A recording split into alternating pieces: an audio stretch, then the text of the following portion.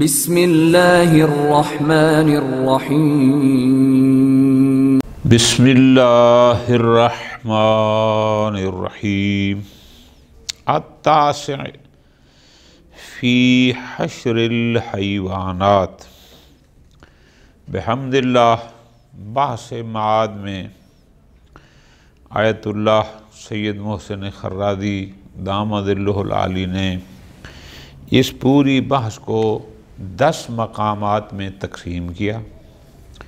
جو پہلے 8 مقامات تھے وہ خود معاد سے متعلق تھے کہ معاد ہونی بھی چاہیے یا نہیں، یوم قیامت ہونا بھی چاہیے یا نہیں، پھر معاد جسمانی ہے یا فقط روحانی۔ اس کتاب کی سطح کے مطابق الحمدللہ ایک اچھی خاصی بحث ہو گئی معاد سے متعلق۔ باقی انشاءاللہ اب 2 مقام رہ گئے اور اس کے بعد یہ بحث اور یہ کتاب مکمل ہوگی۔ ایک آج پڑھتے ہیں، وہ ہے کہ آیا معاد یہ جو اجسام و ارواح کا پلٹنا ہے، معاد فقط انسانوں کی ہے یا دیگر کچھ حیوانات بھی قیامت میں دوبارہ اٹھائے جائیں گے؟ موضوع سمجھ آ رہا ہے کہ آیا یوم القیامہ فقط انسان اٹھائے جائیں گے یا نہ انسانوں کے علاوہ دیگر حیوانات بھی واپس پلٹائے جائیں گے؟ یہ ہے موضوع۔ اس بارے میں آیات مجیدہ سے کیا نظر آتا ہے، احادیث مبارکہ کیا فرماتی ہیں، یہ آج کا درس ہے۔ موضوع ذہن میں رکھ لیں، باقی مسئلہ نہیں ہے کہ آیا موضوع یہ ہے کہ آیا قیامت کے دن فقط انسان اٹھائے جائیں گے یا دیگر حیوانات بھی مبعوث ہوں گے؟ اس بارے میں قرآن کیا فرماتا ہے، احادیث مبارکہ میں کیا ذکر ہوا ہے؟ موضوع سمجھ آ گیا؟ بالکل آسان۔ التاسع 9ویں بحث اس معاد سے متعلق، چونکہ ظاہر معاد سے متعلق ہے کہ قیامت کے دن فی حشر الحیوانات کہ انسانوں کی معاد تو ثابت ہو گئی، دیگر حیوانات آیا مبعوث ہوں گے یا نہیں ہوں گے؟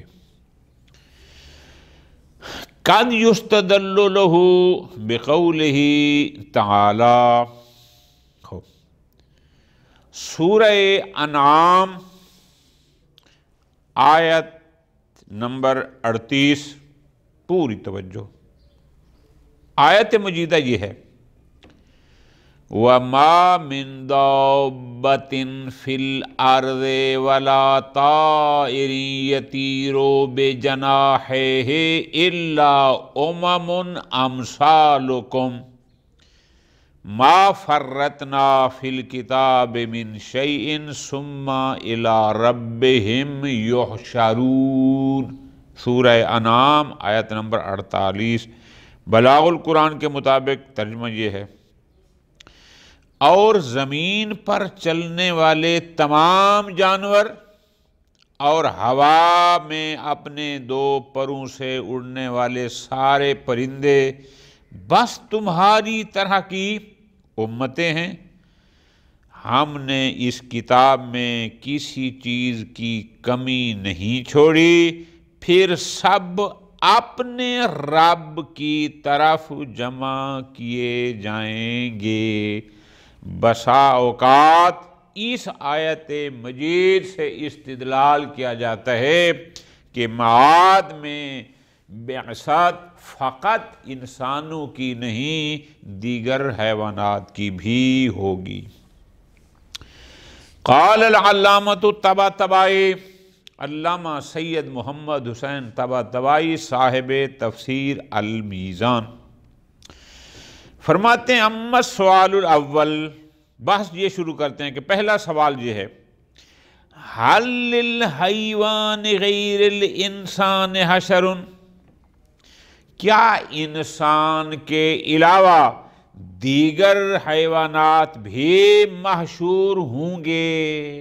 کیا ان کے لیے بھی معاد ہے، پلٹنا ہے، ان کو بھی دوبارہ اٹھایا جائے گا؟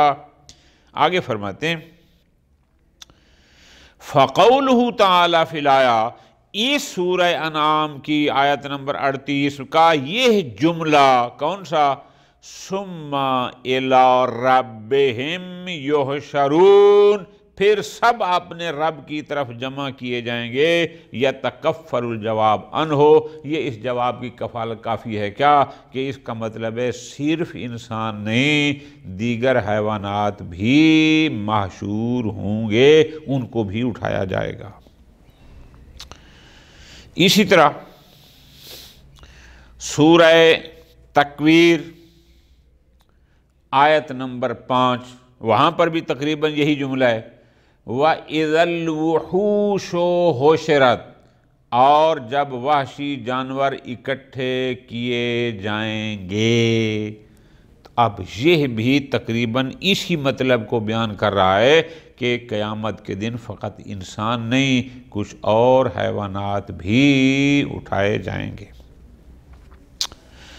وقال ایضاً، علامہ طباطبائی رحمۃ اللہ علیہ آگے یوں فرماتے ہیں کہ وَبِبُلُوغِ الْبَحْثِ هَذَا الْمَبْلَغِ، جب بات یہاں تک پہنچ گئی، بحث یہاں تک پہنچ گئی، رُبَّمَا لَاحَا، تو ان آیات سے اور اس بات سے ظاہر یہ ہوتا ہے کہ اَنَّا لِلْحَيْوَانِ حَشَرًا، کہ حشر فقط انسانوں کا نہیں، دیگر حیوانات کا بھی حشر ہوگا۔ کما ان الانسان حشرا، جیسے انسان کو پھر پلٹایا جائے گا، اسی طرح دیگر حیوانات کا بھی حشر ہے، پلٹایا جائے گا۔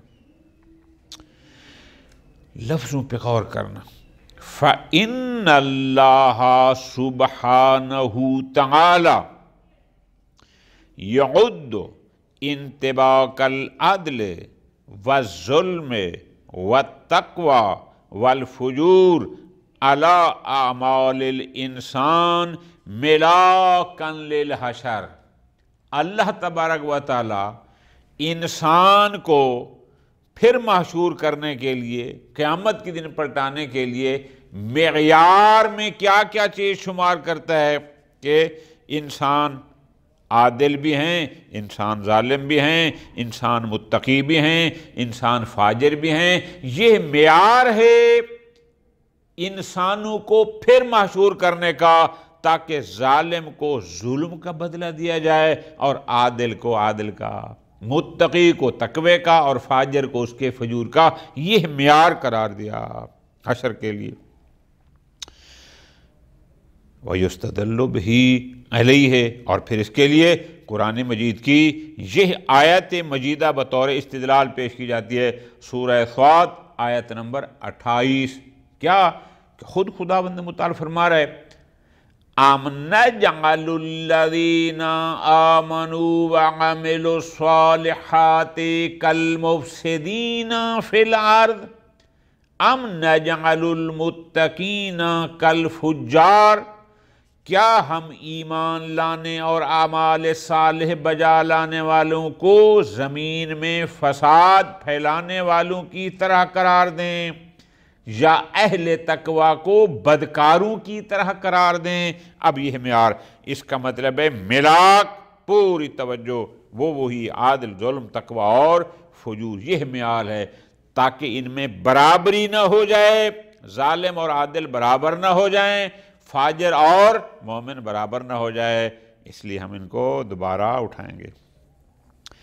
قال ایضاً، اب علامہ طباطبائی رحمۃ اللہ علیہ آگے فرماتے ہیں ہذان الوصفان، یہ جو دو وصفیں جو معیار اور ملاک قرار دی ہیں اللہ تعالیٰ نے کہ انسانوں کو کیوں دوبارہ پلٹایا جائے گا، ملاک کیا تھا؟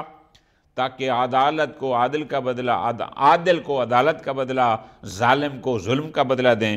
یہ دو وصفیں، احسان اور ظلم، موجودان فی اعمال الحیوانات فی الجملہ، سب میں نہ صحیح، بہت سارے کچھ نہ کچھ حیوانات میں بھی یہ صفات ہیں۔ کچھ حیوان ظالم ہوتے ہیں جو دوسروں کا حق کھا جاتے ہیں، اور کچھ مظلوم ہوتے ہیں جن کو کھا دیا جاتا ہے۔ یہ چیزیں تو حیوانات میں بھی دونوں صفات موجود ہیں۔ اور پھر اس کے بارے میں قرآن مجید کی آیت بھی ہے، کون سی؟ یہ آیت آجان سورہ فاطر آیت نمبر 45۔ یہاں اس کا تھوڑا حصہ لکھا ہے، میں آپ کو پوری آیت گزارش کرتا ہوں۔ سورہ فاطر آیت نمبر 45۔ وَلَوْ يُؤَاخِذُ اللَّهُ النَّاسَ بِمَا كَسَبُوا مَا تَرَكَ عَلَى ظَهْرِهَا مِن دَابَّةٍ وَلَكِن يُؤَخِّرُهُمْ إِلَى أَجَلٍ مُّسَمًّى فَإِذَا جَاءَ أَجَلُهُمْ فَإِنَّ اللَّهَ كَانَ بِعِبَادِهِ بَصِيرًا۔ اچھا، اب ذرا غور کرو۔ اور اگر اللہ لوگوں کو ان کی حرکات کی پاداش میں اپنی گرفت میں لے لیتا تو وہ روئے زمین پر کسی چلنے پھرنے والے کو نہ چھوڑتا، لیکن وہ ایک مقررہ وقت تک مہلت دیتا ہے، چنانچہ جب ان کا مقررہ وقت آ جائے گا تو اللہ اپنے بندوں پر خوب نگاہ رکھنے والا ہے۔ اب ذرا غور کرو، اس کا مطلب ہے کہ جو بھی ہیں ان کے لیے حکم ذرا غور کرنا کہ لو یؤاخذ اللہ بظلم ما ترک علی ظہرہا، جو روئے زمین پر کسی چلنے پھرنے والے کو نہ چھوڑتا۔ بات روئے زمین پر چلنے پھرنے والوں کی بات انسان کی نہیں ہے۔ فَإِنَّ ظَاهِرَهُ، آیت کا ظہور واضح بتا رہا ہے کہ أَنَّ ظُلْمَ النَّاسِ لَوْ اسْتَوْجَبَ الْمُؤَاخَذَةَ الْإِلَٰهِيَّةَ، کہ لوگوں کا یہ ظلم اگر مواخذہ الہیہ کا سبب بنتا ہے، کان ذالک لأنہ ظلم، وہ صرف اس لیے کہ یہ ظلم ہے، ظلم من ہے سو ظلم، یہ سبب بنتا ہے کہ اللہ پاک ان ظالموں سے مواخذہ کرے۔ آگے علامہ فرماتے ہیں وَالظُّلْمُ شَائِعٌ بَيْنَ كُلِّ مَا يُسَمَّى دَابَّةٌ، ہر وہ شے جو زمین پر چلنے والی ہے، ظلم ان سب میں ہم دیکھتے ہیں، معروف ہے، نظر آتا ہے۔ الانسان وسج، وہ انسان ہو یا دیگر حیوانات ہوں۔ پس فَكَانَ ذَلِكَ، جب انسان بھی ظالم اور دیگر حیوانات میں بھی ہمیں ظلم ظاہر ہوتا نظر آ رہا ہے، تو پس یہ ظلم مستعقب ہے لِأَن يَهْلِكَ اللَّهُ كُلَّ دَابَّةٍ، کہ ہر وہ شے جو زمین کی پشت پر چلتی ہے، جو بھی ظالم ہے اللہ اس ظالم کو ہلاک کرے۔ بات پھر انسان اور غیر انسان کی نہیں ہے، پھر جو بھی معیار جب ظلم ہے، تو جب ہم دیکھتے ہیں کہ انسان کے علاوہ کچھ دیگر حیوانات بھی ہیں جو ظلم کرتے ہیں، تو پھر اگر انسان ظلم کرے تو اس کے لیے مواخذہ اور ہلاکت ہے، اگر کوئی اور کرتا ہے تو اس کے لیے بھی یہی مواخذہ اور ہلاکت ہے۔ وَإِن ذَكَرَ بَعْضُهُمْ أَنَّ الْمُرَادَ بِالدَّابَّةِ فِي الْآيَةِ، اگرچہ بعض حضرات کا نظریہ یہ ہے کہ یہاں دابہ سے مراد کیا ہے؟ خصوص الانسان، فقط انسان ہے، بعض یہ کہتے ہیں، بہرحال لوگوں کا نظریہ ہے۔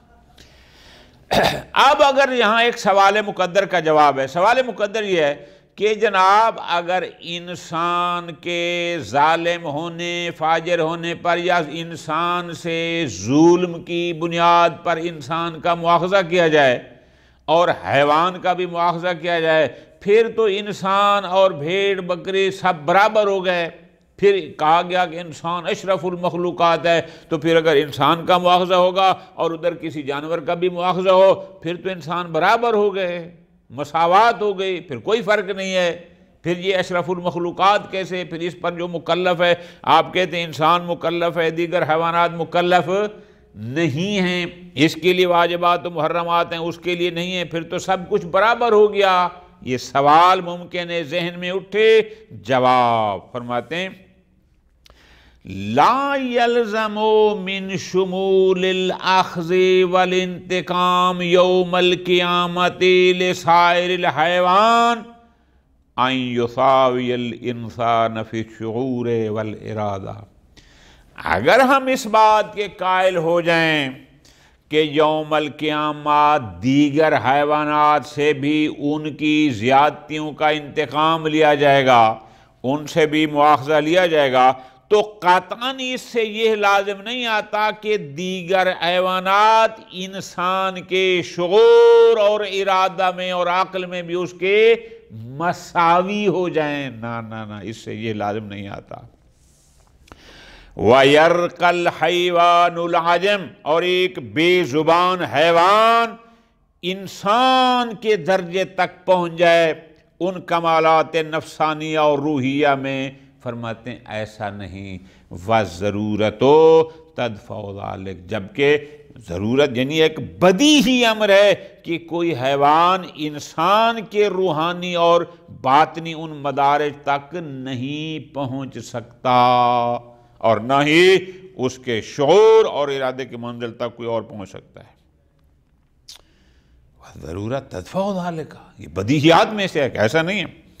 والآثار البارزۃ منہا ومن الانسان تبطلہ، جو آثار انسان سے پر کے افعال پر مطلب ہوتے ہیں وہ، اور ان حیوانات کے آثار جو واضح نظر آتے ہیں ان حیوانات سے، تبطلہ، وہ اس نظریے کو باطل قرار دیتے ہیں کہ کسی بے لحاظ سے دیگر حیوانات انسان کے ارادہ، شعور، عقل، روحانی مراتب کے برابر نہیں ہیں۔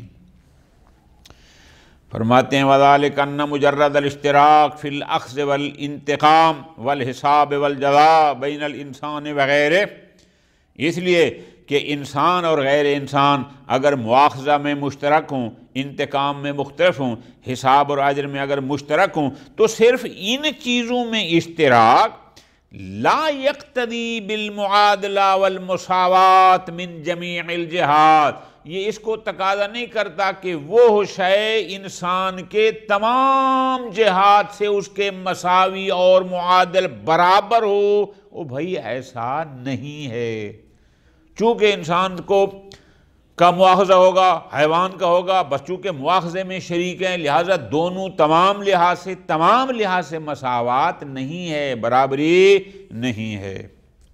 مثال دے رہے ہیں، خود انسان جو انسانیت میں سارے شریک ہیں، خود ان کا حساب کتاب ایک جیسا ہوگا، ان کا حشر و نشر ایک جیسا ہوگا، ان کے ساتھ جو انداز ہوگا قیامت دن ایک جیسا ہوگا، قطعاً ایسا نہیں۔ فرماتے ہیں کما لا یقتضی الاشتراک فیما هو اقرب من ذلک بین افراد الانسان انفسهم، خود انسان انسانیت میں تو شریک ہیں، بہت شریک ہیں، کہاں وہ دیگر حیوانات اور یہ یعنی ارادے کے لحاظ سے شریک ہیں، شعور کے لحاظ سے شریک ہیں، مکلف ہونے کے لحاظ سے شریک ہیں، تمام افراد انسان ہر لحاظ سے شریک ہیں، لیکن اس سے یہ لازم نہیں آئے گا کہ یجری یا حساب اعمالہم من حیث المذاقۃ والمشاقہ مناقشہ مجرن واحدہ، کہ اللہ تعالیٰ ان سب سے ایک ہی انداز میں حساب لے کہ جو سختی اس پر ہونی ہے وہی سختی اس انسان پر، ایسا نہیں۔ فیوقف العاقل والسفیہ والرشید والمستضعف، اللہ عاقل کو بھی اور سفیہ بے وقوف کو بھی اور صاحب رشد کو بھی اور کم عقل کو بھی، سب کو ایک ہی لائن میں کھڑا کر دے، ایسا نہیں ہے، حالانکہ انسانیت میں برابر ہیں۔ تو اس لیے یہ شک نہ کریں کہ اگر بعض حیوانات سے کو مواخذہ ہوگا تو بس وہ انسان کے مساوی ہو گئے، ہر لحاظ سے ایسا نہیں۔ جناب فاضل مقداد رحمۃ اللہ علیہ انہوں نے یوں فرمایا، لفظوں پہ غور، وہ کیا فرماتے ہیں؟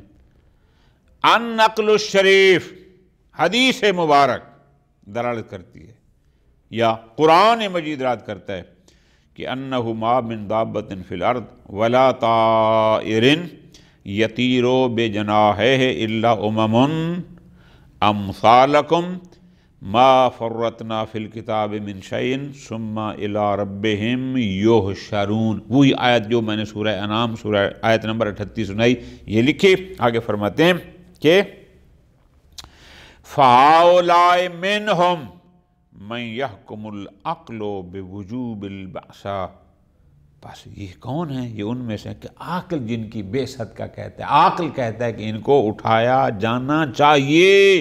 وَهُوَ كُلُّ مَنْ لَهُ حق او علیہ حق، یعنی جس کا کسی پر حق ہو اس کو بھی اٹھایا جائے، وَعَلَيْهِ حق، جس پر کسی کا حق ہو اس کو اٹھایا جائے۔ وجہ للانصاف، اس کو انصاف یعنی حق دیا جائے اور اس سے انتصاف یعنی انصاف لیا جائے، مراد حق ایک کو حق دینا اور ایک سے حق لیا۔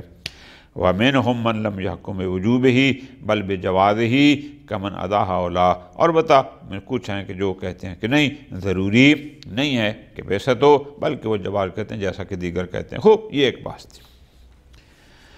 روی عن ابی ذر، جناب ابی ذر سے ایک روایت ہی، جناب ابو ذر فرماتے ہیں بین انا عند رسول اللہ، کہ ہم پیغمبر اکرم صلی اللہ علیہ وآلہ وسلم کی خدمت میں بیٹھے تھے، اذن تحت انازان، کہ دو بکریاں آپس میں لڑنے لگ گئی، آپس میں سینگ لڑانے لگ گئیں۔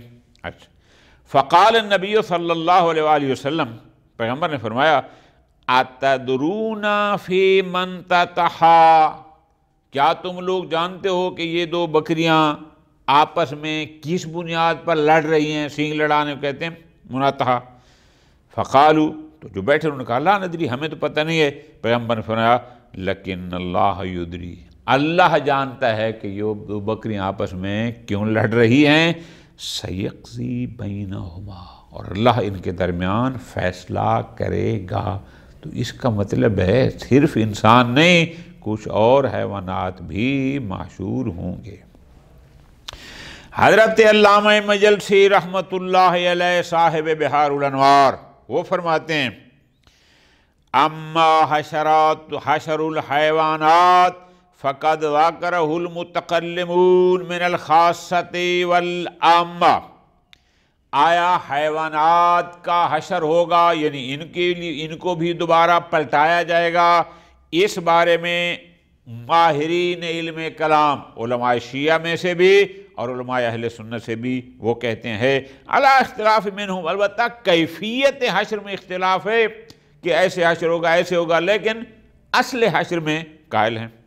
اعلان کا حتیٰ کہ علامہ یوں فرماتے ہیں، علامہ مجلسی فرماتے ہیں الاخبار الدالۃ علی حشرها، وہ روایات کہ جو حیوانات کے حشر پر داد کرتے ہیں عموماً یعنی کلی طور پر یا کچھ خاص حیوانات کے لیے، وَكَوْنُ بَعْضِهَا مِمَّا يَكُونُ فِي الْجَنَّةِ، اور کچھ روایت کہتے ہیں کہ کچھ حیوانات جنت میں ہوں گے۔ ایسی روایات کثیرتن، ایک آدھ نہیں بہت ساری ہیں۔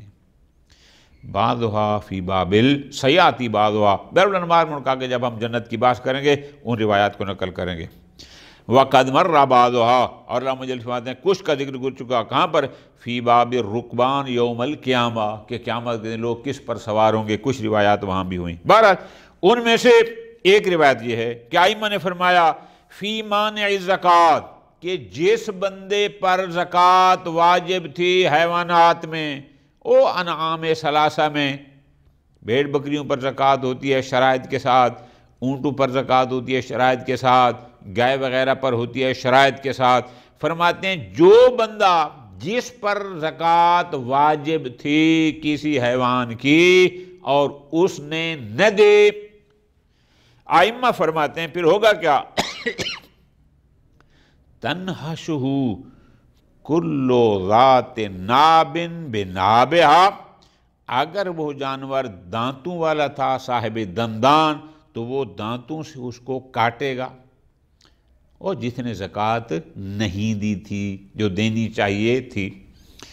وَيَاتَهُ كُلُّ ذَاتِ ظِلْفٍ بِظِلْفِهَا، جیسے اونٹ ہو گئے یا مثلا گائے وغیرہ ہو گئی جو سومدار جانور تھے اور ان کی زکوٰۃ واجب تھی اور اس نے وہ زکوٰۃ نہ دے، تو وہ جانور اپنے سم سے اس کو یا تو روندیں گے۔ تو اس کا مطلب ہے کچھ حیوانات تو ہیں کہ جو بروز محشر اٹھائے جائیں گے۔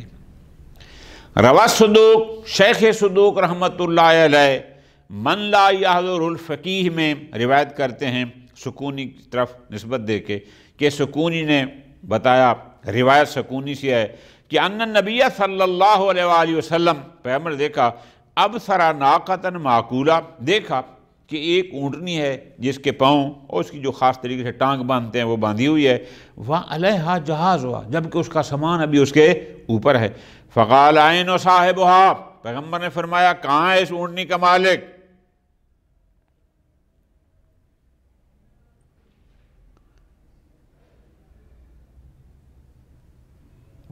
کدھر گیا؟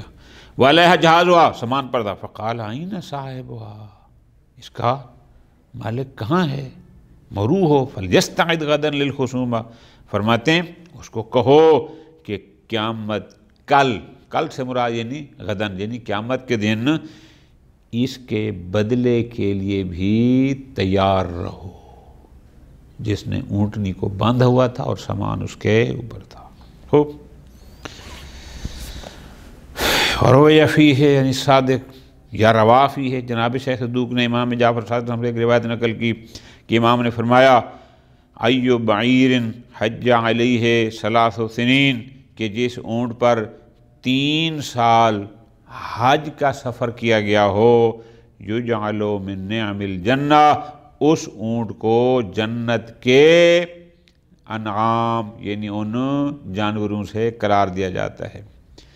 اور بعض روایات میں ہے کہ 7 سنین، جس اونٹ پر 7 مرتبہ سفر حج کیا گیا ہو اس کو جنت کے جانوروں سے قرار دیا جاتا ہے۔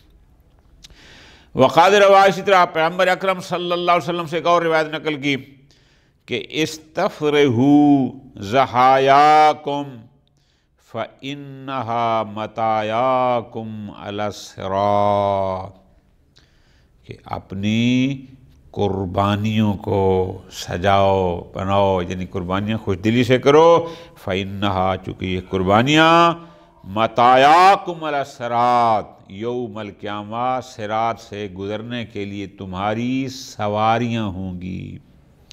اور ایک روایت میں یہ بھی ہے کہ ان خیول الغزاة فی الدنیا، کہ دنیا میں جن گھوڑوں پر سوار ہو کر جنگ لڑی جاتی ہے وہی خیولہم فی الجنہ، وہ گھوڑے جنت میں بھی ان کی سواریاں ہوں گی۔ تو خلاصہ یہ ہے کہ روایات اور آیات دلالت کرتی ہیں کہ صرف انسان نہیں، دیگر حیوانات کا حشر بھی ہوگا۔ وصلی اللہ علی محمد وعلی محمد۔